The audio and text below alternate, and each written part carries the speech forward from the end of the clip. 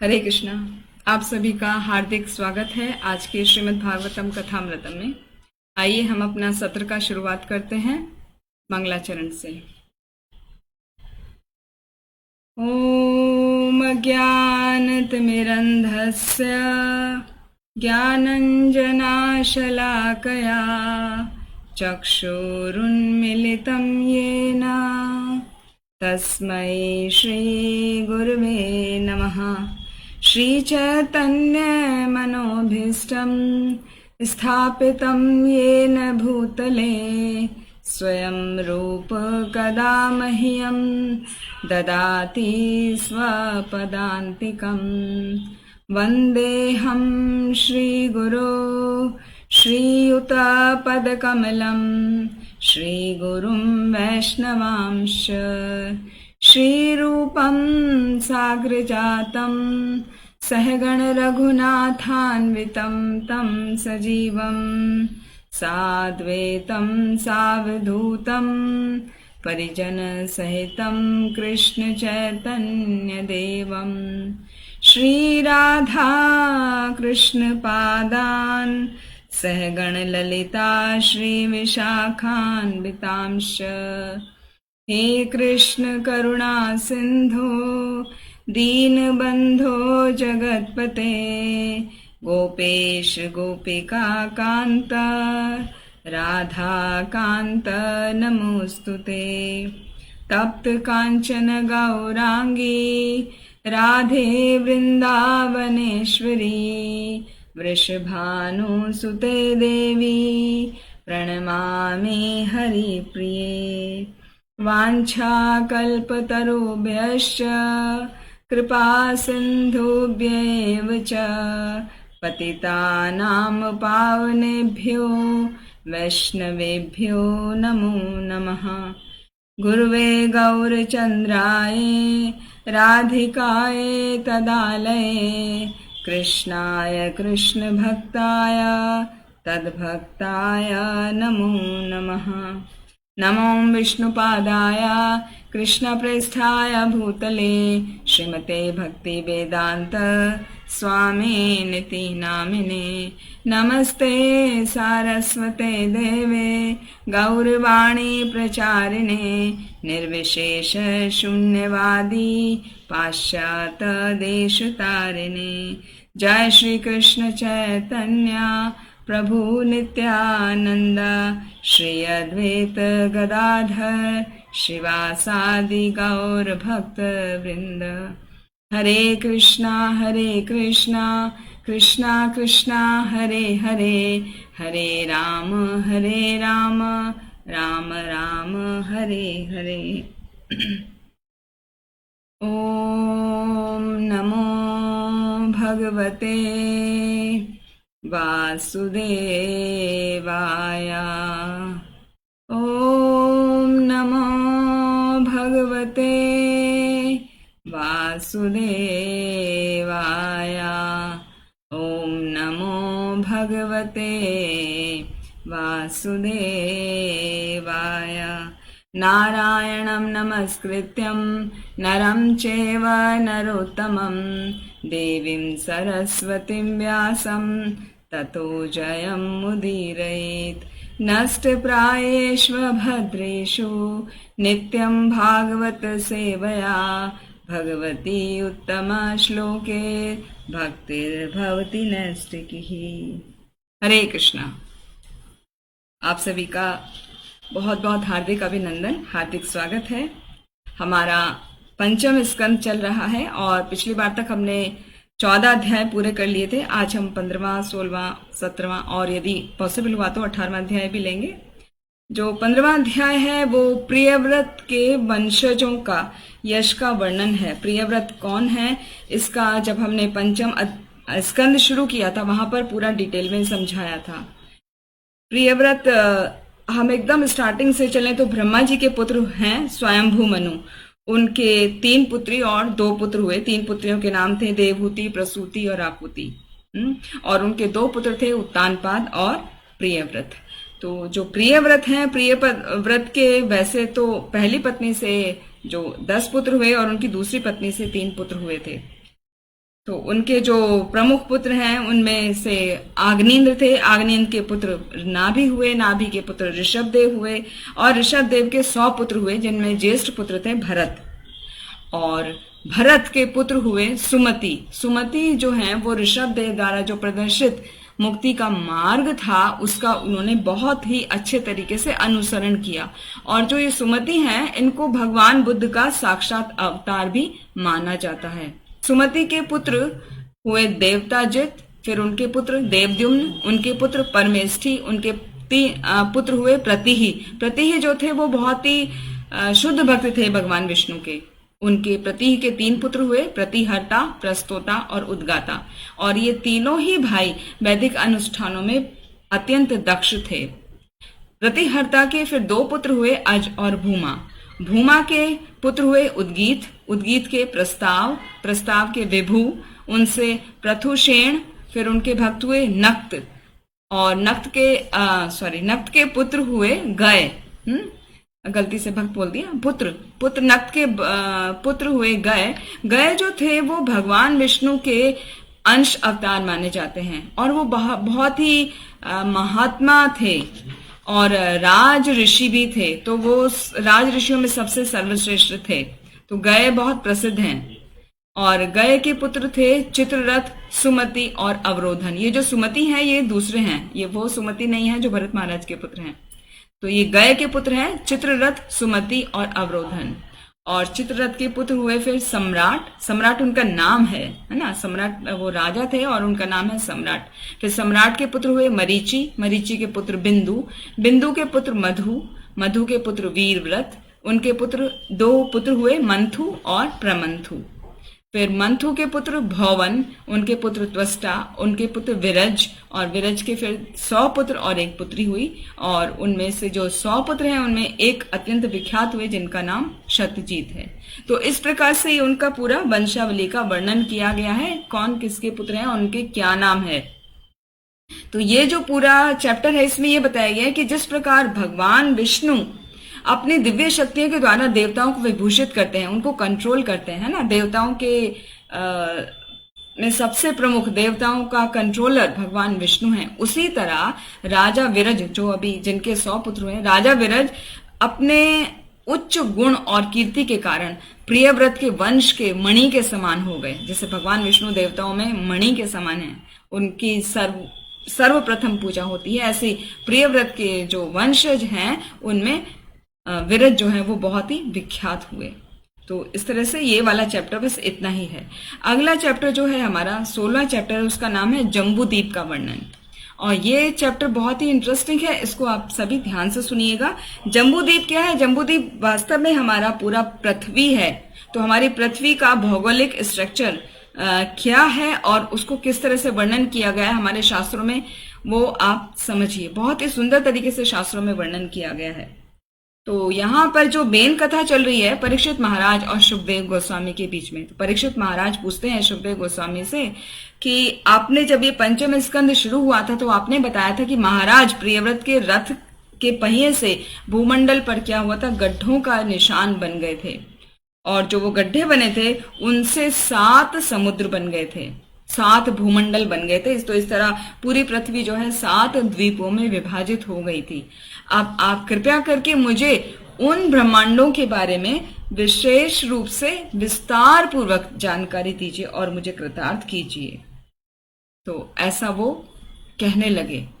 फिर सुखदेव गोस्वामी उत्तर दिए उनको कि जो भगवान की भौतिक शक्ति है उसका कहीं भी अंत तो है ही नहीं और ना ही कोई उसकी सीमा है, वो तो असीमित है। तो उसका वर्णन करने के लिए ब्रह्मा जी का जीवन वो भी पर्याप्त नहीं है, वो भी काफी नहीं है। ब्रह्मा जी का जीवन कितना लंबा होता है, तो वो भी काफी नहीं है यदि हम भगवान की सृष्टि या उनके जो बनाया गया है, रचना की गई है, उसका हम अंडरस्टैंडिंग करें। तो ब्रह्मांड को समझ पाना संभव है ही नहीं। फिर भी मैं कोशिश करता हूं तुमको कुछ समझाने का। तो जब वो समझाने की बात करी तो साथ में वो बता रहे हैं कि कुछ भी तो पूर्ण नहीं है इस भौतिक जगत में, और तो हम भी जो मनुष्य हैं वो भी अपूर्ण हैं। तो हम यदि सतत चिंतन भी करें तो भी इस पूरे ब्रह्मांड का वर्णन नहीं कर पाएंगे। तो मैं इस भूलोक की, इन भूखंडों की नाम रूप, उसकी माप कितनी है, उनके लक्षण क्या हैं, उन सब के बारे में आपको बताने का प्रयत्न करूंगा। और जैसा कि हम जानते हैं, सुनते हैं, ब्रह्म संहिता में आता है, अद्वैतम अच्युतम अनादिम अनंत रूपम आद्यम पुराण पुरुषम नव यौवनम च वेदेषु दुर्लभम दुर्लभमात्म भक्तो गोविंदमादि पुरुषम तम हम भजामि। मैं उन गोविंद का चरण, उनके चरणों की वंदना करता हूं जो कैसे हैं, अद्वैत हैं, अच्युत हैं, अनादि हैं, अनंत हैं। मतलब उनका ना तो कोई आदि है ना तो उनका कोई अंत है, उनके अनंत रूप हैं। हाँ, वो अच्युत हैं, वो अपने भक्तों पर कृपा करने से कभी भी चूकते नहीं। अद्वैतम अच्युतम अनादिम अनंत रूपम। तो इस तरह से उनका जो विभिन्न विभिन्न उनका वर्णन किया गया है, तो उसको अनुमान लगा पाना, जो चिन्मय जगत है उसका अनुमान हम नहीं लगा सकते, फिर भी मैं कोशिश करता हूं। तो ये कह के उन्होंने उनका वर्णन करना शुरू किया। तो जब वर्णन करना शुरू किया तो पहले बताया भूमंडल जो है, वो भूमंडल जो पृथ्वी है उसका आकार कैसा है, वो कमल के पुष्प के समान है। और वो उसका जो पेरिफेरी है वो कैसा है, 7 द्वीपों के समान है। और उसके बीचों बीच जो द्वीप है उसका नाम है जम्बूद्वीप। तो जैसे कमल का पुष्प है, हमारे पास में कमल का पुष्प नहीं है, ये मैरीगोल्ड का पुष्प है, आप ये देख सकते हैं। तो इसमें चारों ओर इस तरह 7 द्वीप हैं और बीच में जो द्वीप है वो कहलाता है जम्बूद्वीप। तो ऐसे ये गोल पत्ते के समान है। और जो जम्बूद्वीप है उसका व्यास 10 लाख योजन है। एक योजन का जो मेजरमेंट हम देखते हैं तो एक योजन लगभग 8 मील के बराबर होता है। तो 10 लाख योजन का उसका व्यास है। व्यास मतलब उसकी डायमीटर है। और जम्बूद्वीप के 9 खंड हैं। 9 खंडों में उसको विभाजित किया गया है, या हम समझ सकते हैं 9 खंड, जिस हर खंड को एक वर्ष कहा जाता है। वर्ष का मतलब यहाँ ईयर नहीं है, खंड का नाम एक एक वर्ष दिया गया है। तो 9 वर्षों में उसको विभाजित किया गया है और प्रत्येक वर्ष 9000 योजन से भी बड़ा है।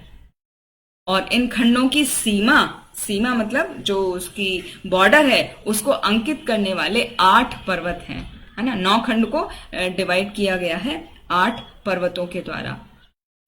तो जो जम्बूद्वीप है उसके बीच में इलाव्रत वर्ष है। जैसे ये कमल का पुष्प है ना, 7 तो द्वीप हैं, बीच का वो जम्बूद्वीप है, बीच का सेंटर पोर्शन, और सेंटर पोर्शन का भी जो एकदम सेंट्रल पोर्शन है, मतलब बीच के अंदर भी जो मध्य कोश है उसको इलावर्त वर्ष कहते हैं। और इलावर्त वर्ष में क्या है, ठोस सोने का सुमेरु पर्वत है जो अग्नि की तरह ज्वल्यमान रहता है। ज्वल्यमान का मतलब वो चमचमाता रहता है। जैसे अग्नि को हम देखते हैं ना, प्रज्वलित अग्नि होती है तो कैसे चमकती रहती है, वो बहुत सुंदर लगती है। तो इसी तरह जो ठोस सोने का पर्वत है उसको सुमेरु पर्वत कहते हैं, वो इलावर्त वर्ष में है। जैसे हमने पिछले अध्याय में सुना था कि ऐसा लगता है कोई स्वप्न में देखता है सोने का पर्वत है, तो वास्तव में वो सोने का पर्वत है, उसका नाम है सुमेरु पर्वत जो इलावर्त वर्ष में आता है। तो सुमेरु पर्वत जो है वो कैसा है, वो कमल के आकार का है और उसका वो भूमंडल का केंद्र है। सेंटर में बताया ना, सेंटर के भी सेंट्रल पोर्शन है और वो उनका आधार भी है। और उसकी लंबाई चौड़ाई बताई है, उसकी ऊंचाई है 10 लाख योजन, 1 लाख योजन उसकी ऊंचाई है। और उसमें 16,000 योजन भूमंडल के सतह के नीचे है। 1 लाख योजन सुमेरु पर्वत ऊपर है पृथ्वी के इस सतह से, और 16,000 योजन भूमंडल के नीचे है। जैसे हम आइसबर्ग के बारे में जानते हैं, जो बर्फ की चट्टानें होती हैं समुद्र के अंदर, उसका 90% पोर्शन नीचे होता है और हमें केवल 10% नजर आता है। तो ऐसे ही सुमेरु पर्वत है। वो कितना है, उसकी ऊंचाई 1 लाख योजन ऊपर है और 16,000 योजन भूमि के नीचे है नींव के रूप में। और उसकी जो चौड़ाई है हाँ, जो उसकी चोटी है, चोटी मतलब शिखर, जो उसका टॉप है वो 32,000 योजन है, जबकि उसकी सतह है, उसका जो पद स्थल है, मतलब जहां पर वो शुरुआत हो रहा है, वो केवल 16,000 योजन है। तो आप सभी को बड़ा अचंभा होगा, ये कैसा पर्वत है? ये ऑलमोस्ट कोनिकल शेप में है। जो नीचे से पृथ्वी के साइड में हम देखें तो 16,000 योजन है, और ऊपर शिखर की तरफ जाएं तो वो उसका डबल हो गया, 32,000 योजन है। तो ये ऐसा पर्वत है, जबकि सभी हम पर्वत देखते हैं नीचे से चौड़े होते हैं और ऊपर उसकी शिखर की तरफ पतले होते चले जाते हैं, जबकि ये सोने का, ठोस सोने का पर्वत है। ये ऐसा है, ये नीचे से पतला है और ऊपर बड़ा होता चला जाता है। तो बहुत खूबसूरत है। और ये जो 9 वर्ष हैं, इनकी सीमाओं की सुंदरता को विभाजित करने के लिए 8 पर्वत की मालाएं हैं, है ना। 8 पर्वत हैं और हर पर्वत जो है वो 2000 योजन चौड़ा है। तो इस तरह से जम्बू द्वीप के चारों ओर, ये पर्वतों के चारों ओर एक सागर फैला हुआ है, जो नमकीन सागर के तट तक उनका पूरा सीमा फैली हुई है, वो नमकीन सागर है। और अब इसमें वर्णन किया गया है वो कौन से 9 वर्ष हैं। तो 9 वर्ष के नाम हैं: इलावर्त वर्ष, रम्यक वर्ष, हिरण्मय वर्ष, कुरु वर्ष, हरिवर्ष, किम पुरुष वर्ष, भद्राश्व वर्ष और भारत वर्ष, और एक और बचा केतुमाल वर्ष। तो इस तरह ये 9 वर्ष हैं। अब इनको समझने की कोशिश करिए। ये हम एक फिगर हमने बनाने की कोशिश की है, लेकिन उतना सुंदर बन नहीं पाई है। तो आप ऐसे ही समझिए, एक ये बड़ा सा सर्कल है, फ्लावर है, कमल का पुष्प समझिए, और उसका चारों ओर 7 जो है पर्वत हैं। तो जो बीच में इलावर्त वर्ष है, इलावर्त वर्ष को हम समझें तो ऊपर नॉर्थ, नीचे south, right hand side east और लेफ्ट हैंड साइड वेस्ट। तो जो नॉर्थ में है उसमें 3 पर्वत हैं, वो हैं नील पर्वत, श्वेत पर्वत और श्रृंगवान पर्वत। और साउथ में भी है निषद पर्वत, हेमकूट पर्वत और हिमालय पर्वत। वेस्ट में आता है माल्यवान पर्वत और ईस्ट में आता है गंधमादन पर्वत। तो जो वेस्ट में और ईस्ट में पर्वत हैं, माल्यवान वेस्ट में और ईस्ट में है गंधमादन पर्वत, वो क्या है, 2000 योजन ऊंचे हैं दोनों ही। और इनकी सीमा जो है कहां तक फैली हुई है, दोनों पर्वतों की उत्तर से लेकर दक्षिण की सीमा तक वो फैली हुई है।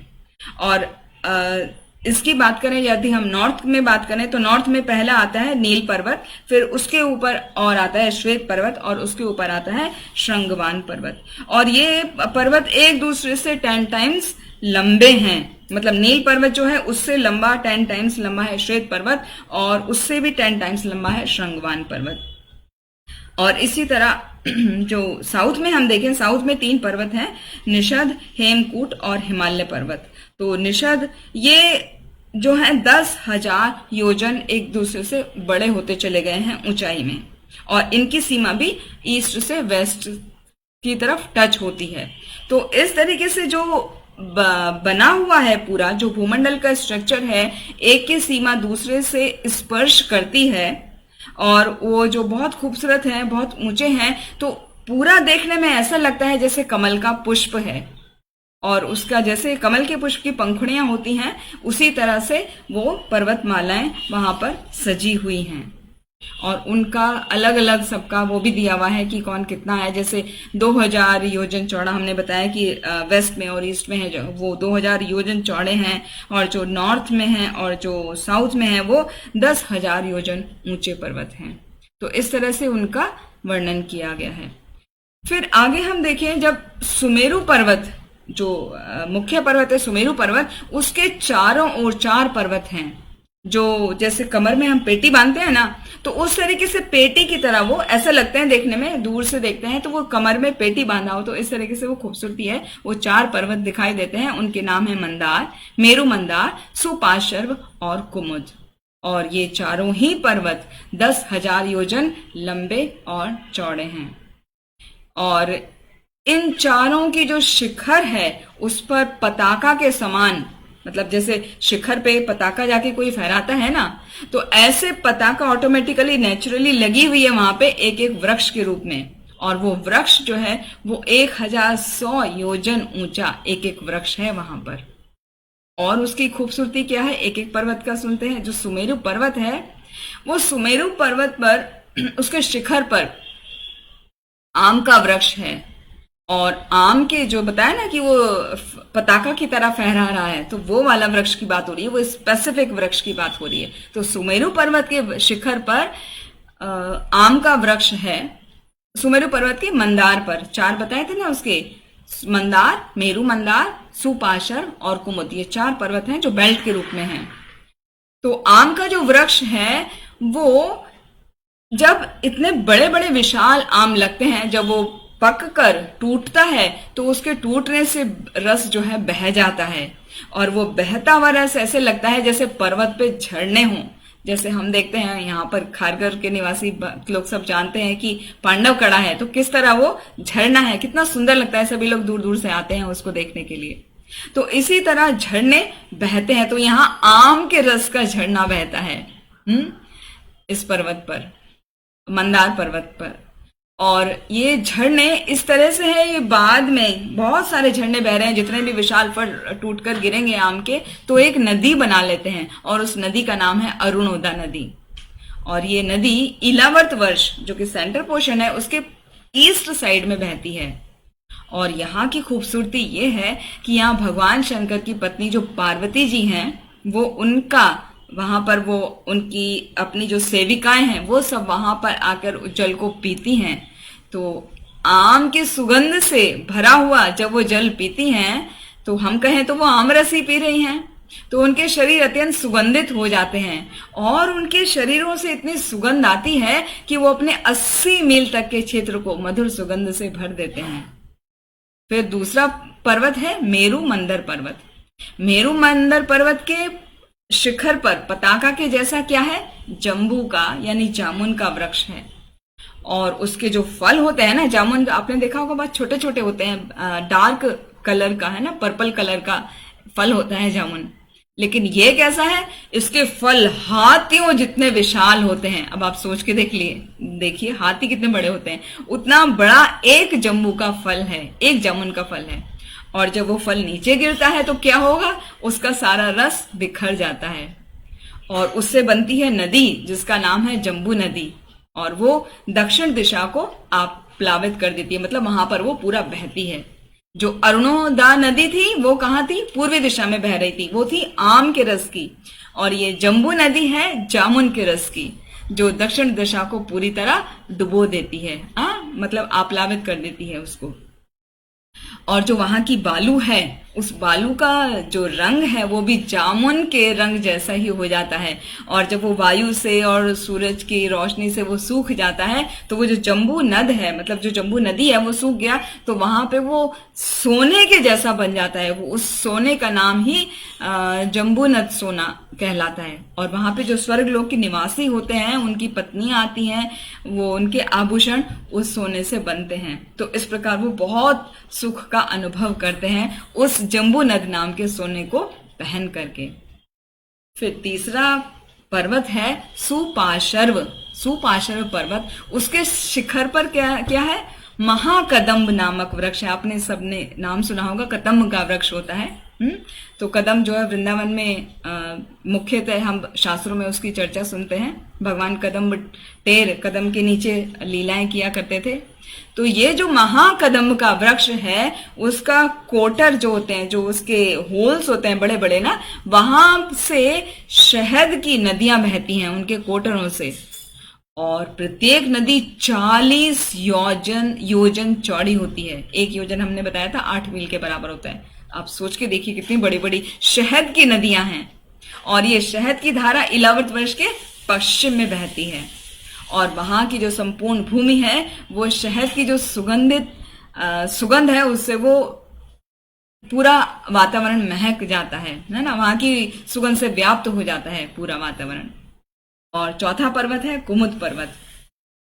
कुमुद पर्वत के शिखर पर शतवल्श नाम का विशाल वट वृक्ष है। शतवल्श उसका नाम क्यों है? शत माने 100 और वल्श में शाखाएं, ब्रांचेस। तो शतवल्श नामक विशाल वट वृक्ष है, वट का वृक्ष है जिसकी 100 विशाल शाखाएं हैं, इसलिए उसका ये नाम पड़ा शतवल्श। और उसकी जड़ों से क्या होता है, नदियां बहती हैं जो इलावर्त के उत्तरी भागों को सींचती हैं। तो इस प्रकार वहां के निवासियों को प्रचुर मात्रा में जल प्रदान होता है, प्राप्त होता है और उनकी सभी आवश्यकताएं पूरी होती रहती हैं। तो इस प्रकार हमने देखा ये 4 पर्वत पर 4 प्रकार की नदियां हैं और वो इलावर्त वर्ष के चारों दिशाओं में बह रही हैं। अरुणोदा नदी जो आम का रस से भरी हुई है वो पूर्व दिशा में बह रही है इलावत वर्ष के। मेरु मंदर पर्वत का ऊपर जो जम्बू का वृक्ष है वो दक्षिण दिशा में बह रही है जम्बू नदी के रूप में। और पश्चिम में महाकदम नाम का वृक्ष है जो शहद से व्याप्त है, शहद से भरा पूरा है, वो बहता है। और उत्तर भाग में क्या है, ये शतवल्श नाम का वृक्ष है और जिससे सभी नदियां बहुत सारी वहां के एरिया को सींचती हैं। तो इस तरह से इन 4 का वर्णन हुआ इन पर्वतों का। अभी इन चारों पर्वतों के बीच में 4 विशाल झील भी हैं। ये तो पर्वतों की बात हुई है, पर्वतों के आसपास का एरिया कैसे सिंचित हो रहा है। और उनके बीच के एरिया में 4 विशाल झील हैं। वो झील, एक झील दूध की भरी हुई है, एक शहद की भरी हुई है, एक गन्ने के रस से भरी हुई है और एक शुद्ध जल से भरी हुई है। तो उनका जो स्वाद होता है वो बहुत ही स्वादिष्ट होता है। और ये जो पर्वत हैं, इन पर्वतों के चारों ओर बगीचे हैं। वो 4 बगीचे हैं, आनंद, चित्ररथ, वैभ्राजक और सर्वतोभद्र। ये 4 बगीचे हैं। और यहाँ पे कौन आते हैं इन बगीचों में? सिद्धगण, चारण, गंधर्वगण। इन विहारों में, इन झीलों में वो विहार करने आते हैं और ये सहज रूप से योग सिद्धियों को प्राप्त कर लेते हैं। तो यहाँ जो बहने वाली नदियां हैं इलावर्त वर्ष में, हमने देखा इतनी तरह तरह की नदियां हैं और झील हैं। तो वहां पर के जो निवासी हैं उनको किसी प्रकार का कोई कष्ट नहीं होता, कोई प्रकार का शारीरिक कष्ट नहीं होता। ना तो उनके बाल सफेद होते, ना तो उनकी त्वचा पर झुर्रियां आती, ना ही तो उनको वृद्धावस्था आती कभी, ना ही उनको कभी थकान का अनुभव होता, ना ही उनको कोई रोग सताता, ना ही उनकी कभी अकाल मृत्यु होती। और जैसे हम देखते हैं कि उम्र बढ़ती, उम्र के साथ हमारी शारीरिक कांति क्षीण पड़ने लगती है, हमारा जो अट्रैक्शन है वो कम होने लगता है। तो वहां पर ऐसा नहीं होता इलावर्त वर्ष में। और ना ही उनके पसीनों से दुर्गंध आती है, और ना वहां पे ज्यादा गर्मी पड़ती और ना ही ज्यादा सर्दी पड़ती। और मृत्यु के समय तक वो आनंद पूर्वक चिंता रहित जीवन जीते हैं। इतना आनंद है इलावर्त वर्ष में। और जो मेरू पर्वत है, मेरू पर्वत के चारों ओर सुंदर अनेक पर्वतमालाएं हैं। वो किस प्रकार है? जैसे कमल के चारों ओर तंतु होते हैं ना, उसका सेंट्रल पार्ट में आपने देखा होगा, कमल को जब खोलते हैं तो तंतु रहते हैं, उनको एंथर बोलते हैं ना। Anther, male part of the flower is anther. तो वो जिस तरह तंतु होते हैं फ्लावर में, उसी तरह वहां पे मेरू पर्वत को घेरे हुए अनेक और पर्वत होते हैं। और वो इतने बड़े बड़े पर्वत हैं, वो 2000 योजन ऊंचे हैं और 18,000 योजन तक वो फैले हैं। फिर जो पूर्व दिशा में पर्वत आता है वो जठर और देवकूट नाम के 2 पर्वत हैं। पश्चिम दिशा में पवन और पारियात्र नाम के पर्वत हैं जो उत्तर और दक्षिण दिशा तक फैले हुए हैं। ऐसी दक्षिण दिशा में फिर कैलाश और करवीर नामक 2 पर्वत आते हैं जो पूर्व और पश्चिम दिशा तक फैले हुए हैं। और उत्तर दिशा में श्रीशंग और मकर नामक ये 2 पर्वत आते हैं। तो कहने का अर्थ है जो पर्वतों से, पर्वतमालाओं से वो पूरा एरिया घिरा हुआ है और वो इतना सुंदर लगता है जैसे कमल के पुष्प में उनके तंतु खड़े हों। तो इतना सुंदर उसकी खूबसूरती लगती है। तो यहाँ पर प्रबोधानंद सरस्वती का परपट में आता है क्या कि किस तरह भगवान को हम समर्पित रहते हैं तो जो भौतिक जीवन में जो हम इस तरह की खूबसूरती देखते हैं उनसे आकर्षित नहीं होता है एक भक्त, वो सिर्फ भगवान की भक्ति में ही लगा रहता है। उन्होंने किस प्रकार वर्णन किया है प्रबोधानंद सरस्वती ने? कैवल्यम नरकायते त्रिदशपुर आकाश पुष्पायते दुर्दांत इंद्रिया काल सर्प पटले प्रोक्तात द्रंष्टायते विश्वपूर्ण सुखायते विधि महेंद्र आदिश्य कीटायते यत करुण्य कटाक्ष वैभवताम तम गौरम एव स्तुमः।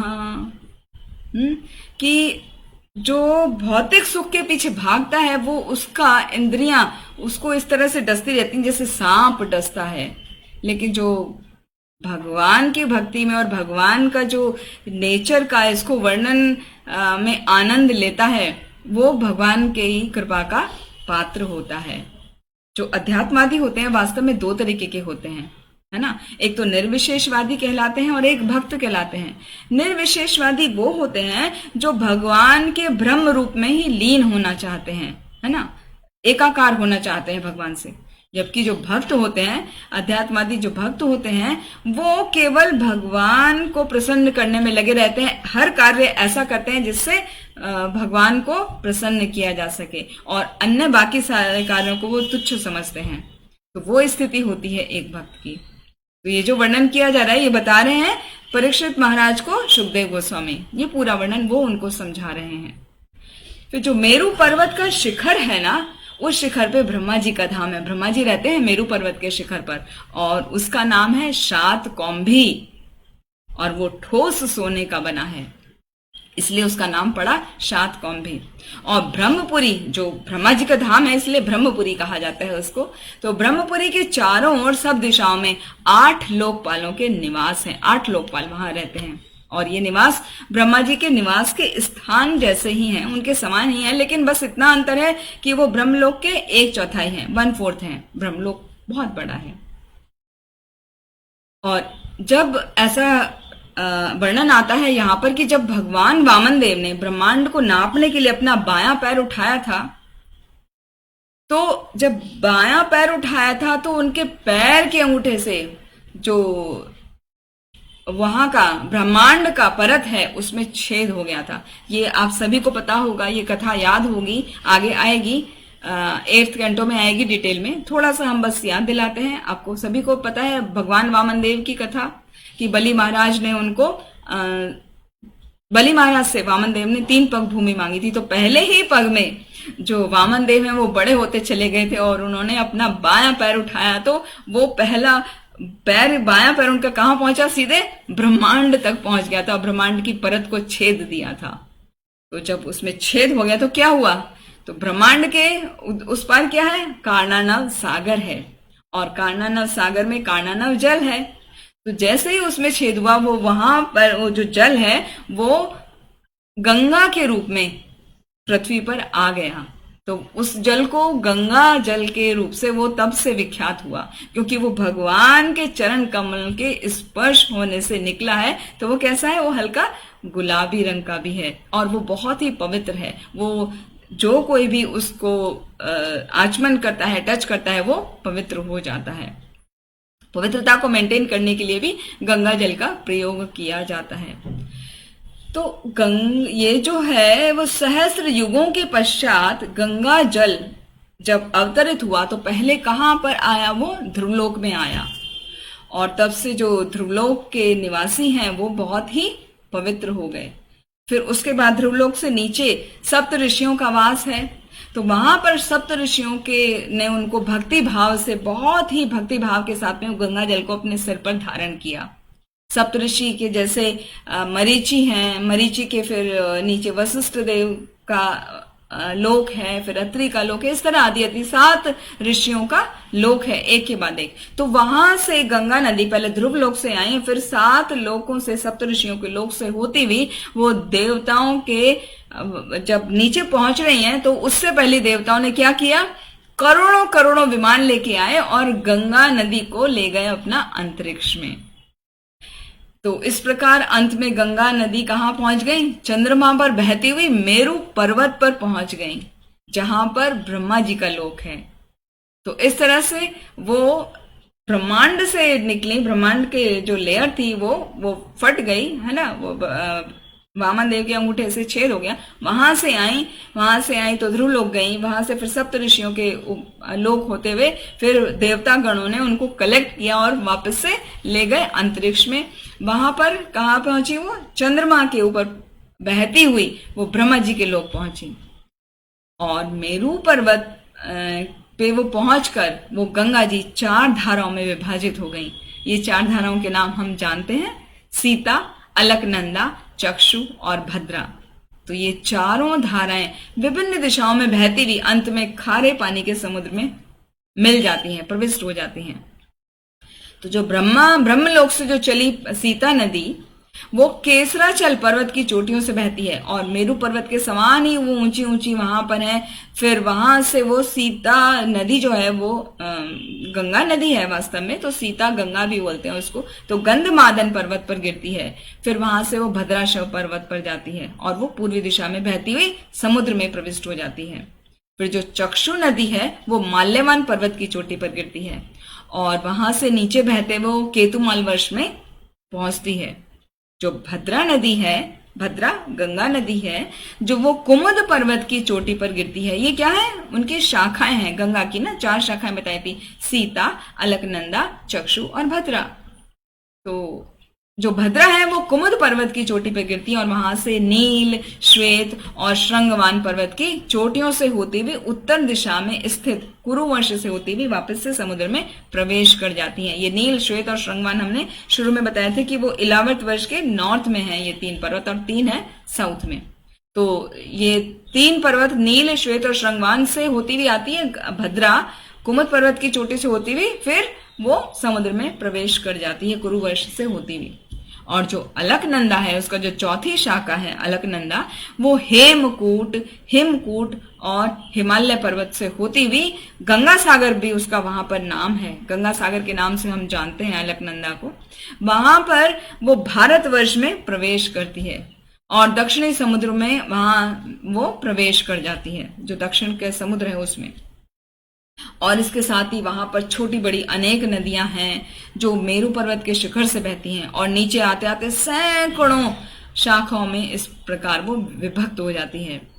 तो ये जो वर्णन है ना, जो शास्त्रों में हम अपना भूगोलीय जो वर्णन हम सुन रहे हैं भूमंडल का, वो बहुत ही सुंदर है। पढ़ने में ही हमें बहुत आनंद आ रहा था। तो आशा है आप सभी को सुनने में बड़ा अच्छा लग रहा होगा। तो ये जो पूरा वर्ष है, इलावत वर्ष है, ये 9 वर्षों में डिवाइड है।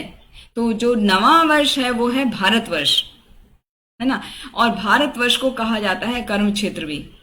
यहाँ पे कर्म क्षेत्र क्यों कहा जा रहा है? क्योंकि यहाँ पे हम कार्य करते हैं, हम अपने अपने कर्म करते रहते हैं। और बाकी जो 8 क्षेत्र हैं वो कहलाते हैं भोग क्षेत्र।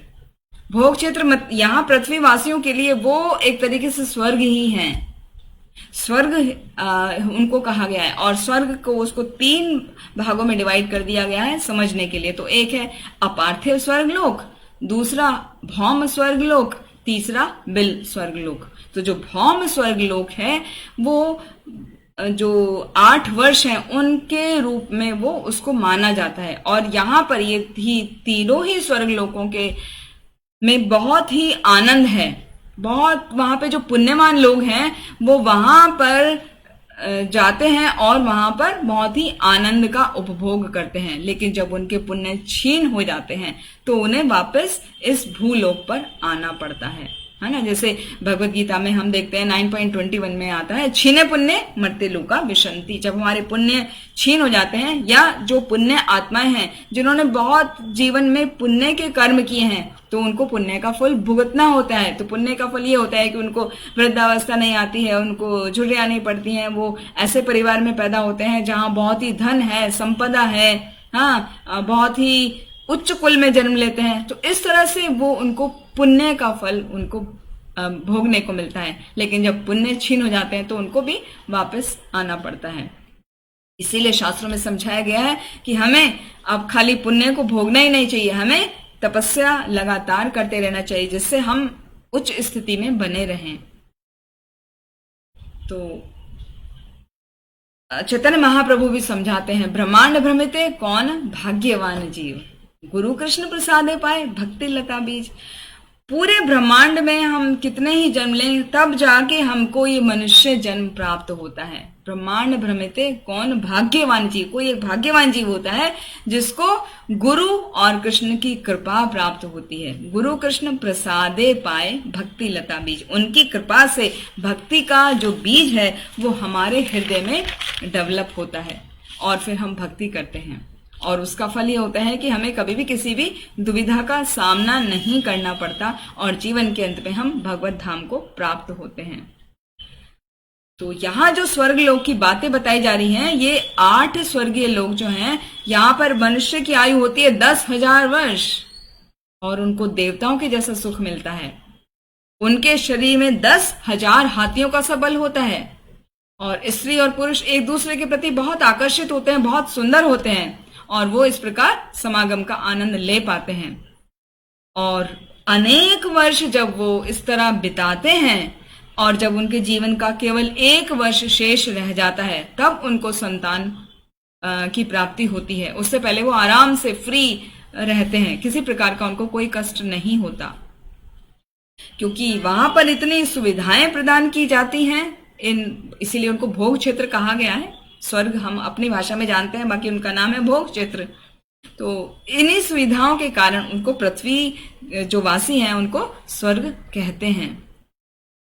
तो यहाँ जो रहने वाले मनुष्य हैं वो त्रेता युग के निवासियों जैसा उनका वातावरण होता है। इस श्लोक में जो निवासी हैं वो अपनी, इस लोक मतलब यहाँ पर भोग लोक की हम बात कर रहे हैं, भोग क्षेत्र की बात कर रहे हैं। तो यहाँ पे जो निवासी होते हैं वो अपनी पत्नियों के साथ रमण करते रहते हैं और एक दूसरे के प्रति बहुत ही प्रेम भाव से वो देखते हैं। लेकिन उनकी स्पेशलिटी ये है कि वो कभी भी ये नहीं भूलते कि हम भगवान के नित्य सेवक हैं। तो भगवान की विभिन्न प्रकार से सेवा करने में ही लगे रहते हैं, जबकि पृथ्वी लोक पे ठीक इसके विपरीत होता है। वो भगवान की सेवा वगैरह नहीं करते हैं, खाली अपना जो आकर्षण होता है उसमें लगे रहते हैं और अपने आनंद में लगे रहते हैं, भगवान को भूल जाते हैं। फिर भक्तों पर कृपा बरसाने के लिए भगवान जो है अपना विस्तार करते हैं जम्बूद्वीप के 9 वर्षों में और इनमें निवास करते हैं। तो इस प्रकार इन वर्षों की जो प्रजा है, वर्ष मतलब ईयर नहीं, ये जो स्थान है, ये जो 9 वर्ष हैं, जो जैसे इलावत वर्ष, भद्रा वर्ष, हरि वर्ष, ये सब जो वर्ष हैं, तो इनकी जो प्रजा और प्रशासक दोनों ही भगवान की जो अर्चा मूर्ति है, जो भगवान का विग्रह है, उसकी सेवा में निरंतर लगे रहते हैं।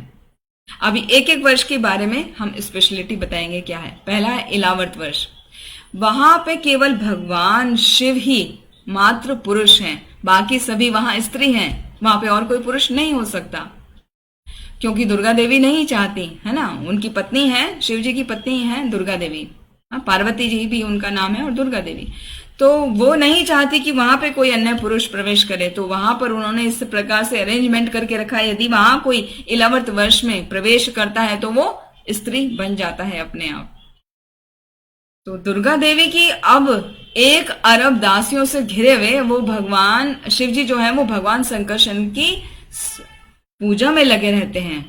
ये बात देखिए आप कि शिव जी जो हैं वहां अपनी पत्नी और पत्नी की जो सेविकाएं हैं उन सब से घिरे होने के बावजूद भी बिल्कुल भी विचलित नहीं होते और उनको पता है कि सृष्टि का मूल कारण कौन है, वो संकर्षण है, जो चतुर्विस्तार है ना, 4 विस्तार है ना भगवान के, वासुदेव, प्रद्युम्न, अनिरुद्ध और संकर्षण। तो संकर्षण की मुख्य रूप से वो पूजा करते हैं और जो उनकी पूजा करते हैं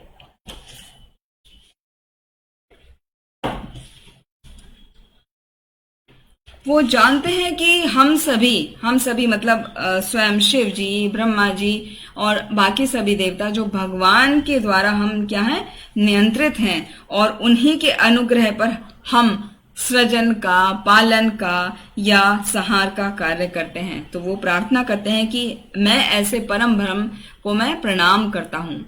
और उनका जो एक स्तुति है, वो स्पेसिफिक स्तुति यहाँ पर वर्णन किया गया है, वो क्या है, श्री भगवान उवाचा। भगवान यहाँ पर शिव जी के लिए कहा गया है, तो वो शिव जी क्या पूजा कर रहे हैं, ओम नमो भगवते महापुरुषाय सर्वगुण सांख्यानाय अनंताय अव्यक्ताय नमः इति। ये शिव जी की प्रेयर है। शिव जी प्रेयर करते हैं, वो कह रहे हैं कि मैं उन महापुरुष को प्रणाम करता हूं जो सभी गुणों के क्या है, आगार है, मतलब सभी गुण उनसे उत्पन्न होते हैं। मैं उस महापुरुष की पूजा करता हूं। और क्या है, वो अनंत हैं, वो अव्यक्त हैं। अव्यक्त हैं, वो अभक्तों के लिए प्रकट नहीं है। और ऐसे को मैं प्रणाम करता हूं, ऐसे महापुरुष को मैं प्रणाम करता हूं। अभी दूसरा वर्ष है भद्राश्व वर्ष। भद्राश्व वर्ष में भगवान हयशीर्ष की आराधना की जाती है। किसके द्वारा? वहां पे रहते हैं धर्मराज के पुत्र, भद्रश्रवा उनका नाम है। और भद्रश्रवा वहां के क्या है, प्रधान हैं, प्रधान जी हैं वहां के। और वो अपने सभी पार्षदों के साथ हयशीर्ष की आराधना करते हैं। हयशीर्ष कौन है? हयशीर्ष वास्तव में भगवान का वो रूप है जो जिसको हम हयग्रीव के नाम से जानते हैं। तो ये उस समय की बात है जब सृष्टि का अंत हो रहा था, तो अज्ञान नाम का जो राक्षस था उसने क्या किया था, वेदों को चुरा लिया था और वो रसातल में चला गया था। तो उस समय भगवान विष्णु प्रकट हुए थे हयग्रीव के रूप में। और हयग्रीव के रूप में मतलब हयग्रीव मतलब घोड़ा है, बोलते हैं घोड़ा को, और ग्रीव मतलब गर्दन, जिसकी गर्दन घोड़े के जैसी हो। तो विष्णु भगवान का वो रूप जिसमें वो घोड़े का स्वरूप लेके अवतरित हुए, तो उसमें उन्होंने उस अज्ञान नाम के राक्षस का वध कर दिया था और वो वेदों को वापस लेकर आए थे, ब्रह्मा जी को सौंप दिया था। तो ये वहां का मुख्य लक्षण है। फिर थर्ड जो वर्ष है वो है हरिवर्ष। हरिवर्ष में कौन है? प्रहलाद महाराज रहते हैं। आप सभी जानते हैं प्रहलाद महाराज के बारे में। तो वो क्या करते हैं, अपने सभी संगियों और निवासियों के साथ भगवान नरसिंह देव की पूजा करते हैं। और उस दौरान वे भगवान से प्रार्थना करते हैं। क्या प्रार्थना करते हैं नरसिंह देव से? ओम नमो भगवते नरसिंहाय, नमः तेजस तेजसे, आविर्भव व्रज नख व्रज दंष्ट्र, कर्माशयन रंधय रंधय तमो ग्रस ग्रस, ओम स्वाहा अभयम आत्मनि भूयिष्ठा, ओम श्रौम। देखिए कितनी सुंदर प्रेयर है।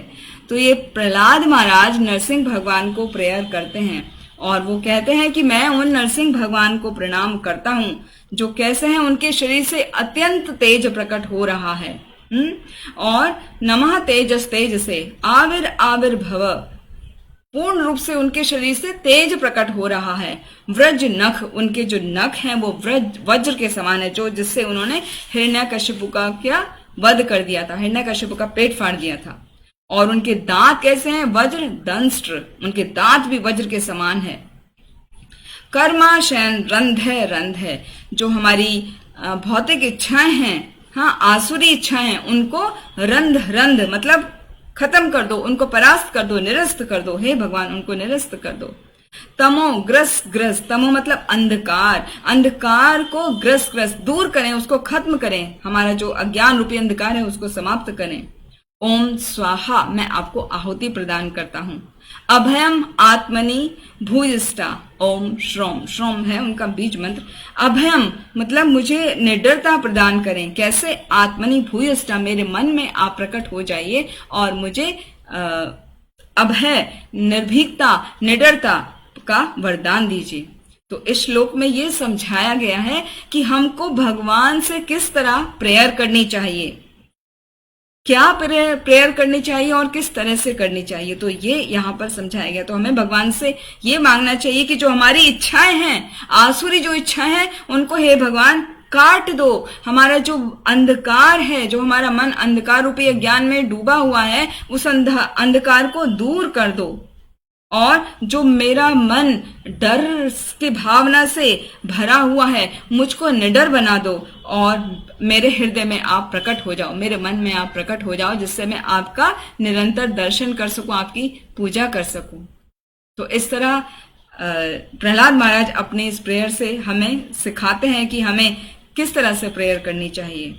यहाँ पर रूप गोस्वामी भी बताते हैं परपट में कि भक्ति होती क्या है वास्तव में, शुद्ध भक्ति का क्या लक्षण है। तो उसमें बताया गया है अन्य अभिलाषिता शून्यम ज्ञान कर्मादि अनावृतम अनुकूलेन कृष्णानुशीलनम भक्तिर उत्तमा, कि अन्य अभिलाषिता शून्यम, हमें किसी भी प्रकार की कोई अभिलाषा, कोई इच्छा नहीं होनी चाहिए। ज्ञान कर्मादि अनावृतम, ज्ञान प्राप्त करने की या किसी भी कर्म की या कोई भी इच्छा किसी भी तरह की हमें कोई भी प्रकार की इच्छा नहीं होनी चाहिए। जब हम उनसे अनावृत हो जाते हैं, मतलब अनकवर हो जाते हैं, हमारे हृदय में कोई इच्छा नहीं होती, तो क्या होता है?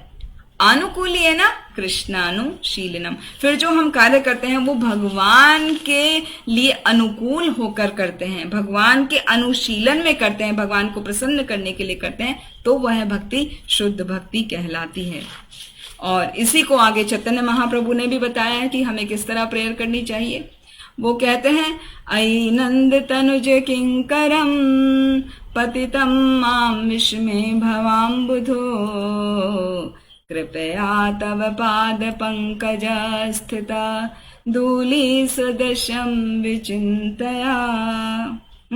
अयि नंद तनुज किंकरम, हे नंद के तनुज, नंद महाराज के तनुज, तनुज कहते हैं पुत्र को। अयि नंद तनुज किंकरम, किंकरम मैं क्या हूं? आपका दास हूं।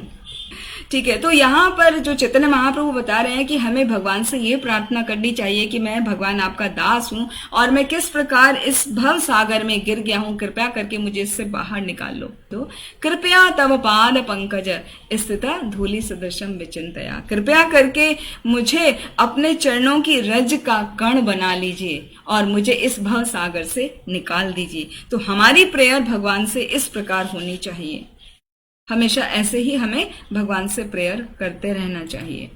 आगे क्या बताते हैं?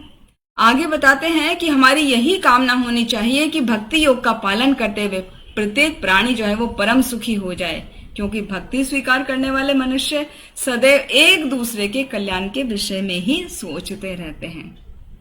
हे भगवान, हमारी यही प्रार्थना है, ध्यान से सुनिए, हमें यह ऐसी प्रार्थना करनी चाहिए।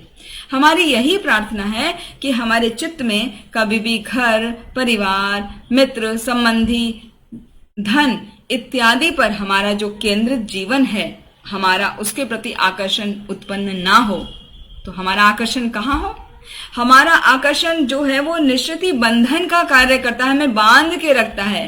तो हमारे हृदय में कोई आसक्ति नहीं होनी चाहिए। आसक्ति होनी चाहिए तो क्या? सिर्फ कृष्ण के भक्तों के प्रति और कृष्ण के प्रति होनी चाहिए। तो ऐसा प्रेयर हमको करना चाहिए, ऐसा बता रहे हैं यहाँ पर प्रहलाद महाराज। जो आत्मज्ञानी होते हैं वो अपने मन पर नियंत्रण कर लेते हैं और व्यक्ति की जो मूलभूत आवश्यकता है उन्हीं से वो संतुष्ट रहते हैं, उनको ज्यादा की आवश्यकता नहीं होती। उतना ही खाएंगे जितना शरीर के लिए आवश्यक है, अपना प्राण और शरीर को साथ रखने के लिए, जिससे हम अपने कार्यों को सुचारू रूप से कर सकें। किसी भी प्रकार का इंद्रिय भोग नहीं करते तो क्या होता है? वो ऐसा व्यक्ति कृष्ण भक्ति में प्रगति करता है और सांसारिक वस्तुओं से वो आसक्त नहीं होता, क्योंकि जो वो आसक्ति है सांसारिक वस्तुओं से, उसमें वो आध्यात्मिक प्रगति नहीं कर पाता। वो बहुत दुष्कर होता है आध्यात्मिक प्रगति करना यदि हम सांसारिक बंधनों में बंधे हुए हैं।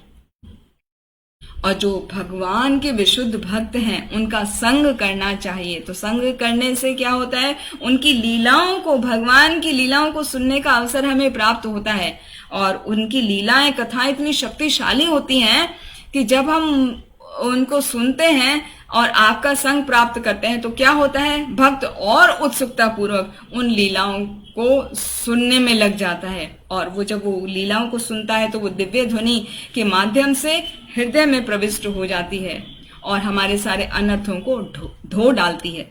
वो किस प्रकार अनर्थों को धोती है? जैसे हम गंगा स्नान करने जाते हैं तो गंगा स्नान से हमारा मल दूर हो सकता है, हमारा हृदय का मल भी दूर हो जाता है, लेकिन उसके लिए बहुत समय लगता है ना। तीर्थ स्थल में हम जाते हैं, दर्शन करते हैं, गंगा स्नान करते हैं, लेकिन ऐसा हम दीर्घ काल तक, मतलब लंबे समय तक बार बार करते हैं, तभी हमारा हृदय स्वच्छ होता है। लेकिन यदि हम भगवान की कथाओं का श्रवण करते हैं तो हमारा हृदय अपने आप, हमारे हृदय के अनर्थ धुल जाते हैं, वो साफ हो जाता है। तो पता है कि ऐसा कौन व्यक्ति होगा जो अपने जीवन की पूर्णता को प्राप्त करने के लिए भक्तों का संग नहीं करेगा? यदि नहीं करता है तो क्या है, वो मूर्ख व्यक्ति है। जैसा कि आपने सभी ने देखा है कि क्लास के शुरू में हम एक श्लोका पढ़ते हैं हमेशा, उसका अर्थ है वो श्लोका है नष्ट प्रायेषु अभद्रेषु नित्यम भागवत सेवया भगवती उत्तमा श्लोके भक्तिर भवती नष्ट की। नित्य प्रतिदिन भगवान की कथाओं का श्रवण करने से हमारे सभी जो अभद्र हैं, जो हमारे अनर्थ हैं, वो नष्ट हो जाते हैं। तो जिस व्यक्ति के हृदय में भगवान की विशुद्ध भक्ति जागृत हो गई हो, उनके व्यवहार में समस्त गुण अपने आप आ जाते हैं। और जो भक्ति विहीन व्यक्ति होता है, वो कितना ही बड़ा चढ़ा क्यों ना हो, उसमें क्यों ना भौतिक गुण भरे हुए हों, लेकिन उसके अंदर वास्तव में कोई गुण नहीं आता, तो वो किस प्रकार है। उसको बहुत सुंदर श्लोक आता है श्रीमद् भागवतम का, इसी का 5वें स्कंद का 18वां अध्याय अभी हमारा चल रहा है, 12वां श्लोक। यस्यास्ति भक्तिर् भगवती अकिंचना सर्वे गुणे तत्र समासते सुरः हराओ अभक्तस्य कुतो महद्गुणः मनोरथेन असति धावतो बहि। ये जो भक्ति है भगवती अकिंचना, भगवान में लगे रहने का, किस प्रकार से अकिंचन, निष्काम कर्म से लगातार भगवान को जब हम समर्पित होके भगवान की भक्ति करते हैं अकिंचन रूप से, निष्काम भाव से, तो क्या होता है, सर्वे गुणे तत्र समासते सुरहा। सर्वे गुणे, जितने भी उत्तम गुण हैं वो वहां आ जाते हैं। समासते, समासते वहां पे निवास करते हैं। सुरहा, सुरहा कैसे, देवताओं के गुण क्या हैं, जैसे धर्म है, ज्ञान है, त्याग है, ये सारे गुण हमारे अंदर प्रकट हो जाते हैं यदि हम भगवान की भक्ति करते हैं। और उसके दूसरी ओर हरा अभक्तस्य कुतो महद गुणा, जो भगवान का भक्त नहीं है उसके अंदर ये गुण नहीं आ पाते हैं, क्योंकि वो मनोरथेन आसति धावतो बहि, वो अपने मनोरथ को पूरा करने के लिए हमेशा भागता ही रहता है। मनोरथ कैसे, वो चाहे वो योगाभ्यास का पालन करे, चाहे वो परिवार का भरण पोषण के लिए लगा रहे, चाहे वो अपनी मनोकल्पना के द्वारा भगवान की जो माया शक्ति है, बहिरंगा शक्ति है, उसको तुष्ट करने में लगा रहे। तो ऐसा देखने से लगता होगा कि उसको गुण आ गए, लेकिन वो वास्तव में गुण उसके अंदर नहीं आते हैं। गुण उसके अंदर आते हैं जो भगवान की भक्ति करता है, तो अपने आप ही आ जाते हैं, उसके लिए ज्यादा प्रयत्न करने की भी आवश्यकता नहीं है। तो यहाँ पर ये पॉइंट बहुत ही खूबसूरत है। तो इसीलिए हमें भगवान की भक्ति करनी चाहिए, क्योंकि विशुद्ध भक्ति से हमारे जो व्यवहार है, हमारे अंदर समस्त सद्गुण अपने आप आ जाते हैं। तो अब तक हमने देखा 3 वर्ष। 11वें वर्ष में किसकी शिव जी पूजा कर रहे हैं, भगवान विष्णु की संकर्षण के रूप में। भद्राश्व वर्ष में जो भद्र श्रवा है, वहां के प्रधान जो है, वो किनकी पूजा कर रहे हैं, हय शीर्ष की, यानी हयग्रीव की, जो भगवान विष्णु ही हैं। और हरि वर्ष में प्रहलाद महाराज पूजा कर रहे हैं नरसिंह देव की। तो ये तीनों क्या है, विष्णु के अवतार। अभी हम बाकी भी देखेंगे, तो बाकी सब में आप नोटिस करिए, ध्यान से देखिए कि सभी वर्षों में भगवान विष्णु की ही पूजा की जा रही है, विभिन्न विभिन्न रूपों में। तो ये 3 हो गए। अभी चौथा केतुमाल वर्ष, जो केतुमाल वर्ष है, 9 वर्ष है ना, उनका एक एक का वर्णन आ रहा है।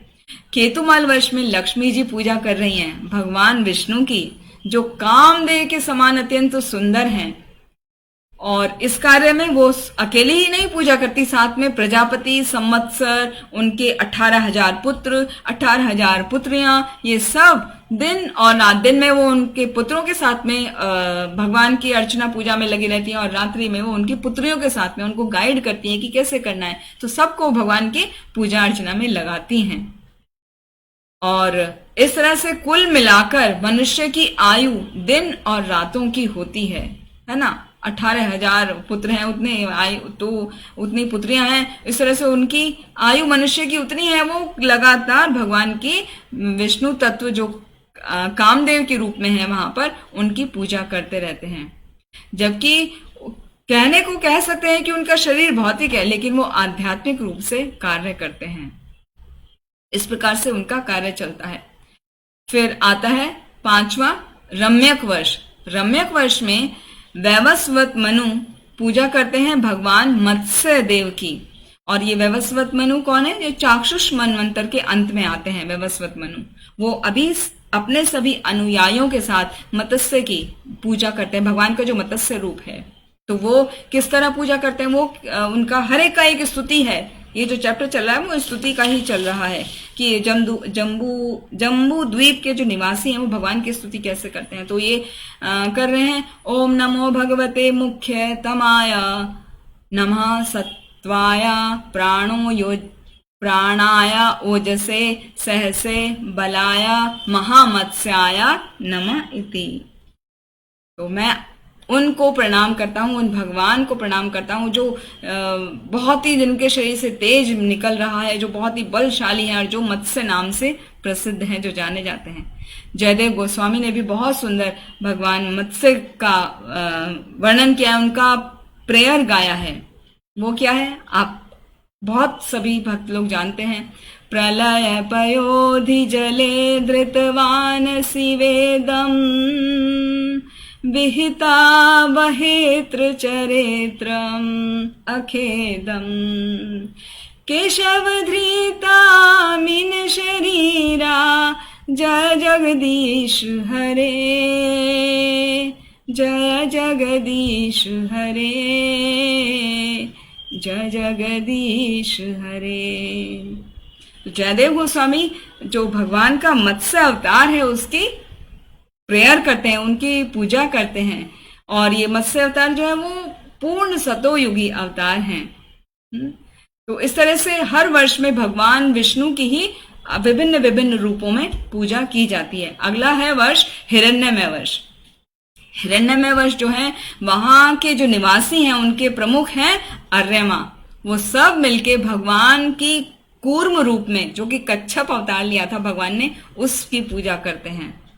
फिर उत्तर कुरु वर्ष जो है उसमें भूमि देवी जो हमारी पृथ्वी है और उसके सभी निवासी मिलकर भगवान वराह की पूजा करते हैं। हम वराह देव की हमने कथा पहले हम सुन चुके हैं। तो कैसे भगवान वराह का उन्होंने अवतार लिया था और पृथ्वी को अपने दांतों पर और अपने जो स्नाउट है उस पर लेकर आए थे।